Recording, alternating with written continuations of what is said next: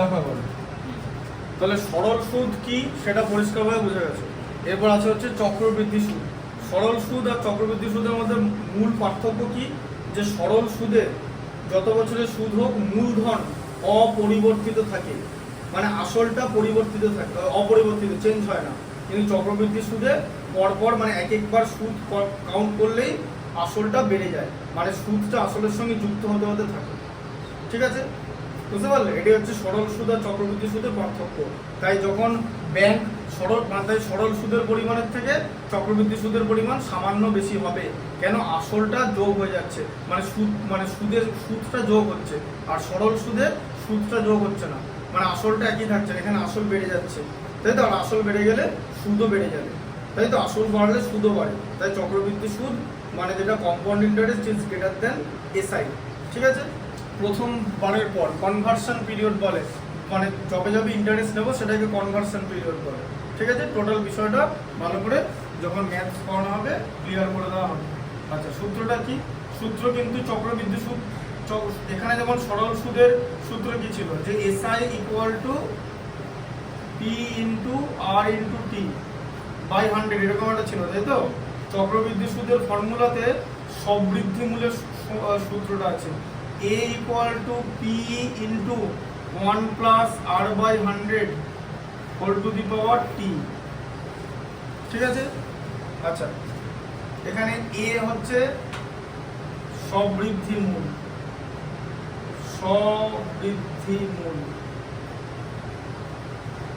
মানে ইংলিশে বললে হবে হচ্ছে অ্যামাউন্ট। ঠিক আছে, আর বাদ বাকি যেটা আছে তোমার পি হচ্ছে আসল। ঠিক আছে, টি হচ্ছে কনভার্সন পিরিয়ড। হ্যাঁ,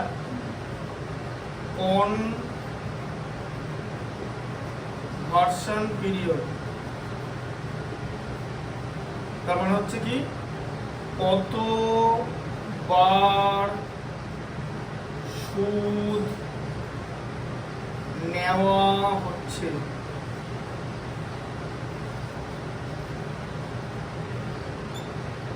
ঠিক আছে, বুঝতে পারলে?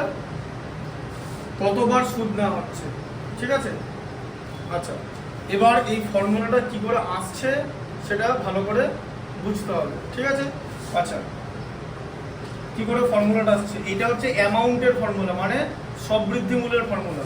তো এখন প্রশ্ন হচ্ছে চক্রবৃদ্ধি সুদের ফর্মুলা তাহলে কি? যদি জিজ্ঞেস করো তাহলে সমৃদ্ধি মূল থেকে আসল বাদ দিতে হবে। এবার তুমি যদি জিজ্ঞেস করো যে কম্পাউন্ড ইন্টারেস্ট মানে সিআই, তাই তো? এটার ফর্মুলা কি হবে? তুমি যে অ্যামাউন্টটা বার করলাম না, এই যে P into 1 plus R by 100 whole to the power T, সেখান থেকে পিটা বাদ দিলেই কম্পাউন্ড ইন্টারেস্ট পেয়ে যাবে, তাই তো? সবৃদ্ধি মূল মানে আসল প্লাস চক্রবৃদ্ধি সুদ, তো তাহলে আসল প্লাস চক্রবৃদ্ধি সুদ, সেখান থেকে যদি আসলটা বাদ দেওয়া হয় কি পড়ে থাকে? চক্রবৃদ্ধি সুদ। ঠিক আছে, লিখে দিচ্ছি এখানে একবার, দেখো এখানে লিখে দিচ্ছি,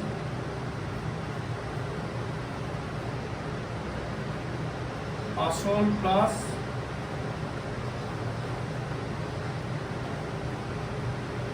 চক্রবৃদ্ধি সুদ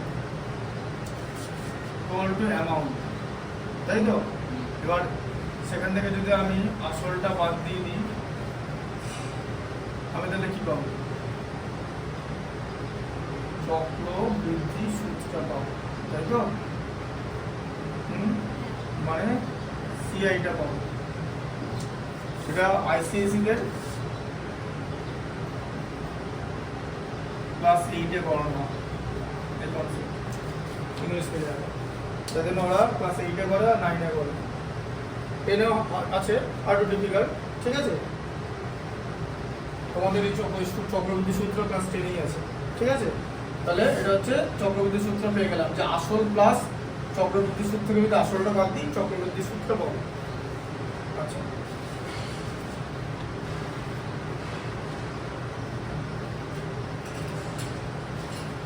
এবার দেখো কি করে ফর্মুলাটা আসছে সেটা বুঝতে হবে। ঠিক আছে, আচ্ছা, derivation.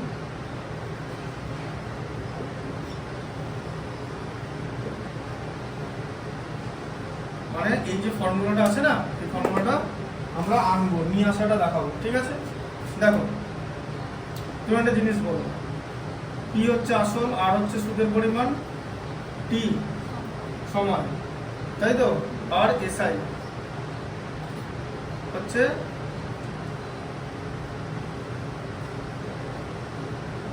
R into T by 100, তাই তো।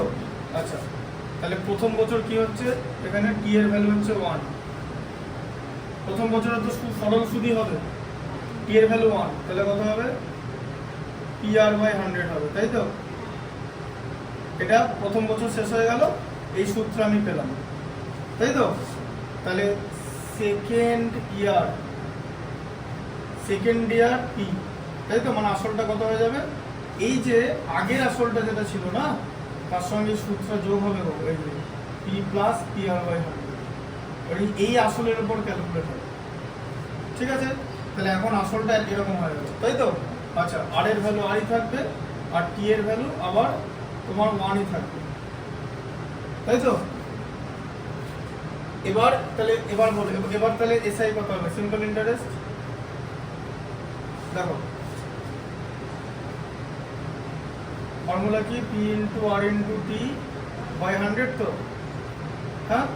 আচ্ছা, পি এর জায়গায় কি বসাবো বলো, এটা বসাবো, P plus P R by 100 into R by 100, তাই তো।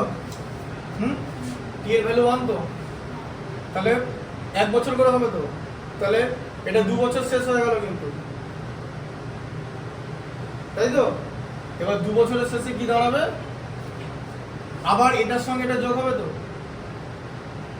প্রথম বছর, দেখো এটা প্রথম বছর ছিল, প্রথম বছরের আসল পি, সুদের পরিমাণ আর, সময় হচ্ছে 1 বছর, দিয়ে এই প্রথম বছরের সুদটা তুমি পরের বছরের, মানে প্রথম বছরের আসলের সঙ্গে যোগ করে নিলে, কারণ পরের বছর আসল পেতে হবে, দিয়ে এটা হয়ে যাবে, ঠিক আছে। এই যে এটা ছিল সুদের পরিমাণ আর এটা ছিল আসল, এই আসল প্লাস সুদ যোগ করে নিলে সেইটা হয়ে গেল দ্বিতীয় বছরের আসল। এবার এই আসলের ওপর, ঠিক আছে, এই আসলের ওপর ধরা হবে, আর টি এর ভ্যালু 1, তাই তো, বুঝতে পারলে। আচ্ছা, তাহলে এবারে কি হবে, এবার দেখো, তাহলে এবারে থার্ড ইয়ার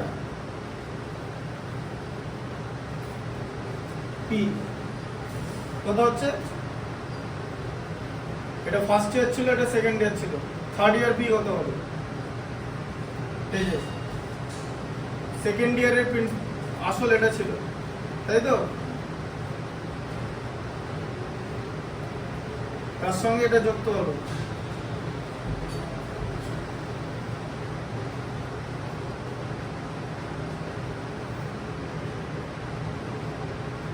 যুক্ত হলো তো, হ্যাঁ। আচ্ছা, এইটা আর এটা কমন যাবে, তো এই যে P plus P R by 100, আবার P plus P R by 100 উপরে আছে, তো আচ্ছা,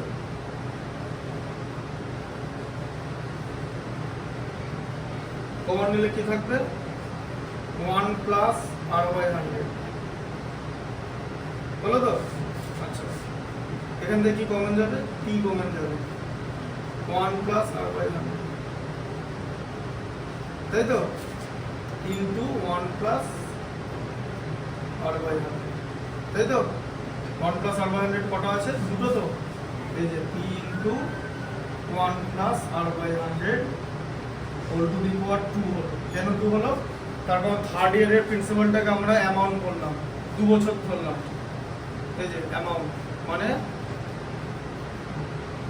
দ্বিতীয় বছরের শেষে, থার্ড ইয়ার প্রিন্সিপাল কথা মানে কি, যে দ্বিতীয় বছরের শেষে সবৃদ্ধি মূল, তাহলে দ্বিতীয় বছরের শেষে যদি সবৃদ্ধি মূলটা আমাকে বার করতে বলা হয়, তার মানে আমি কতবার সুদ নিচ্ছি, 2বার সুদ নিলাম, তো এই একটা সুদ নিচ্ছি আর এই একটা সুদ নিচ্ছি, এই যে 2বার সুদ নিচ্ছি, তো তাহলে টি এর ভ্যালু কতবার সুদ নেওয়া হচ্ছে, দেখো টি এর ভ্যালু 2, এই যে হোল টু দি পাওয়ার টি ছিল, দেখো ফর্মুলা ওদিকে হোল টু দি পাওয়ার টি ছিল, ঠিক আছে। এখানে দেখো টি এর ভ্যালু 2, বাকিটা কি আছে, ঠিক আছে, দেখো, বুঝতে পারলে এরকম করে ফর্মুলাটা আসে, দেখো মাথায় ঢুকলো কিনা, আরেকবার বলবো কি, দেখো কোনখানটা বুঝতে পারছো না বলো ভালো করে। প্রথমে একদম বছরের শুরু, আসল, সুদের হার, আচ্ছা, 1 বছর করে সুদ নেবো, মানে বছরে একবার সুদ নেবো, মানে আমি বার্ষিক সুদ নেবো। তুমি যদি আমাকে জিজ্ঞেস করো যে কেন এটা পি এর ভ্যালু 1 ধরলাম, আমি বছরে একবার সুদ নেবো। আমি যদি বছরে 2 বার সুদ নিতাম তাহলে কি হতো জানো, আর হয়ে যেত r/2, কারণ বছরে 2 বার সুদ নিলে সুদের যে হার আছে না ওটা 2 ভাগে ভাগ হয়ে যাবে, আর টি এর ভ্যালুটা তখন 2 চলে আসবে, আর r ইন্টু টিটা যেন একই থাকে, ঠিক আছে, মানে আরটি যেন আরটি থাকে। দেখবে দেখো, এই দেখো আরটি যেন সবসময় কমন থাকে। আর যদি r/2 হয়ে যায়, ঠিক আছে, তাহলে টিটাও 2t হয়ে যাবে, সেই শেষ পর্যন্ত আরটি পড়ে থাকবে। হ্যাঁ, এই জায়গাটা একটা স্টুডেন্টকে ভালো করে বুঝতে হবে যে আরটি আর ইন্টু টি যেন সবসময় থাকে। তাই এখানে আর ইন্টু টি আছে, দেখো এই দেখো আর ইন্টু টি আছে আরটি।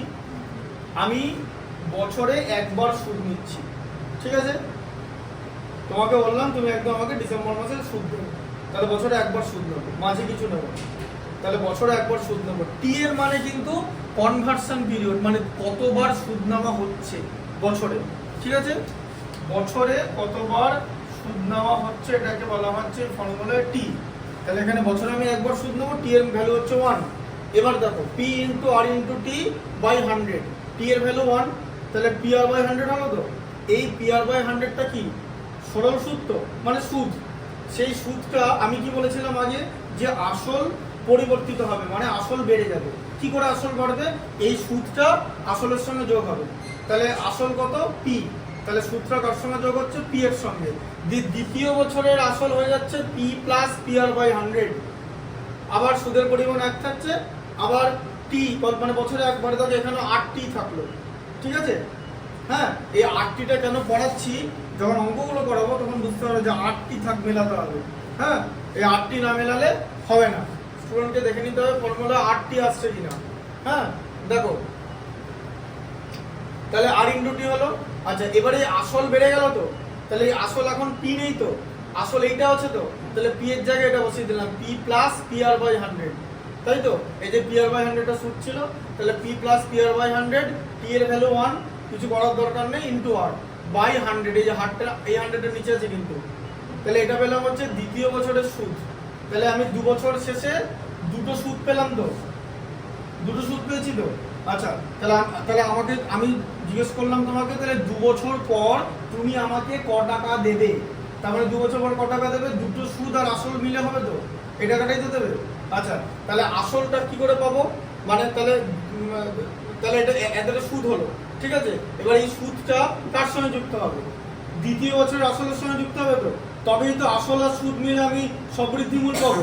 তার মানে এই যে জিনিসটা এটা এটার সঙ্গে যুক্ত হবে, তাই লিখলাম P plus P R by 100, মানে আসল, তাই তো, প্লাস দ্বিতীয় বছরের চক্রবৃদ্ধি সুদটা, এই যে সেকেন্ড ইয়ারের চক্রবৃদ্ধি সুদটা, এই যে, ঠিক আছে। দ্বিতীয় বছরের সুদটা তাহলে কত হলো, আর ইন্টু এই যে আর ছিল into P plus P R by 100, ঠিক আছে। এবার আমাকে তো ফর্মুলাটা প্রুভ করতে হবে। আমি দেখতে পাচ্ছি এই যে P plus P R by 100, আর এখানেও P plus P R by 100 আছে, দুটো কমন আছে, কমন নিয়ে নিলাম, তাহলে P plus P R by 100 common নিলাম, এটা থেকে এটা কমন নিলে 1 পড়ে থাকে, আর এই জায়গাটা থেকে যদি এটা সরিয়ে দিই শুধু আর বাই 100 পড়ে থাকে, তাই তো। আবার P plus P R by 100 এর মধ্যে দুদিকে পি আছে, পিটা কমন নিলে পি কে পি দিয়ে ভাগ করলে 1, পি আর থেকে পি কমন নিলে আর পড়ে থাকে, তাহলে 1 প্লাস আর বাই 100 দুবার আছে তো, তাই 1 প্লাস আর বাই 100 এর হোল স্কয়ার। এখানে টি এর ভ্যালুটা 2 হবে, কেন, তার কারণ আমি মোট 2 বার সুদ নিচ্ছি, ঠিক আছে। তারপরে টি মানে কত বছর না, টি হচ্ছে কতবার সুদ নেওয়া হচ্ছে, ঠিক আছে।